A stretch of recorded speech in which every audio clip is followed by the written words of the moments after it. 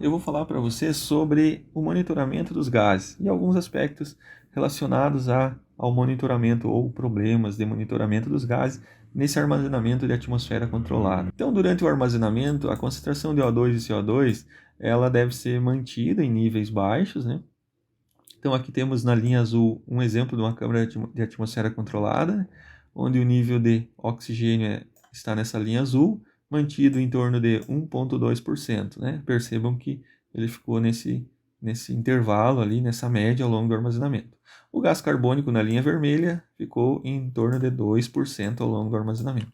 Então, para nós conseguir isso, a gente precisa ter os nossos analisadores de gases, que nós já vimos, né? Um controle automático é importante. É importante também anotar diariamente em uma planilha no papel essas concentrações de gases, temperatura, umidade, para se ter um controle mais confiável, né? Não que os softwares não sejam confiáveis, mas como eles vão ficar no computador, pode ter o risco de perda. Então, para uma garantia maior, é importante fazer esse registro diário, né, no papel. Então, temperatura, medir a temperatura também com termômetro de bulbo de mercúrio, diariamente, medir na polpa do fruto e fazer esses registros no papel, né?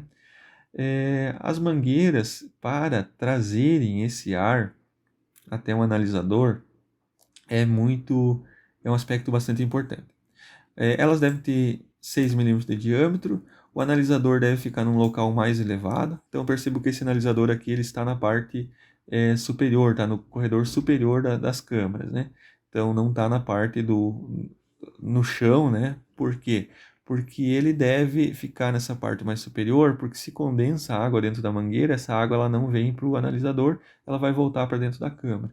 Então é importante também ter um filtro na entrada do analisador para não entrar água, então é crucial. Esses analisadores de gás são equipamentos caros aí, um equipamento bom vai custar na faixa de 80 mil reais aí, em função do dólar pode ter uma variação maior aí, agora deve estar mais do que isso, né? Então, são equipamentos bem precisos. Eles podem ser utilizados para várias câmeras, né? Então, um equipamento desse pode ser usado para várias câmeras, mas mesmo assim tem que ter cuidado. Então, no monitoramento de gases com analisador é importante ele estar num local mais elevado e ter mangueira desse diâmetro e também usar filtro. É muito comum ter problemas na medição, ou seja, o equipamento está informando um valor errado. Então, isso é muito importante ter esse cuidado. Por quê? Porque se as concentrações de oxigênio elas ficarem em zero por muitos dias, semanas, o fruto poderá fermentar excessivamente e ter problemas, tá?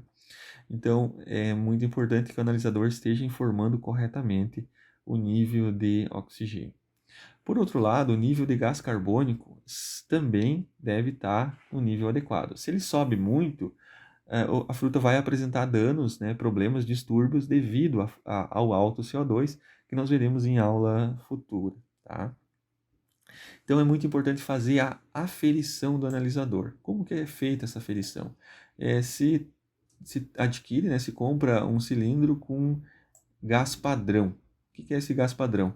É uma concentração conhecida de O2 e CO2. Então a gente sabe que esse gás aqui tem, por exemplo, 1% de O2 e 2% de CO2. Então esse gás padrão aqui foi padronizado em empresas especializadas e tem a garantia de ter isso aqui. Então o que a gente faz? Faz com que o equipamento ele determine, né, esse gás e ele tem que marcar o que está marcando na etiqueta do gás padrão. Se ele estiver fora disso, tem que fazer a calibração, tá? Então, para se ter essa confiabilidade, né, essa segurança, fazer semanalmente essa leitura com gás padrão para se ter esse controle preciso nos gases, né? Talvez semanalmente, se for muito inviável, não, mas a cada 15 dias é um tempo adequado para se fazer essas aferições. Problemas que podem ter na medição: mangueira dos gases não vedadas. Então, essas mangueiras que trazem o ar da câmara até o analisador, se tiverem furadas, vão estar pegando o ar atmosférico e misturando com o gás da câmara, então pode trazer problema. O tempo de bombeamento do gás ele tem que ser um tempo suficiente para que o ar da câmara chegue até até o analisador. Então, se a câmara está muito distante do analisador, esse tempo tem que ser maior. Variação na voltagem da corrente elétrica também afeta o analisador, né? O sensor paramagnético, ele mede condutividade elétrica. Se nós tiver variações, ele na voltagem ele vai interferir nessa medida.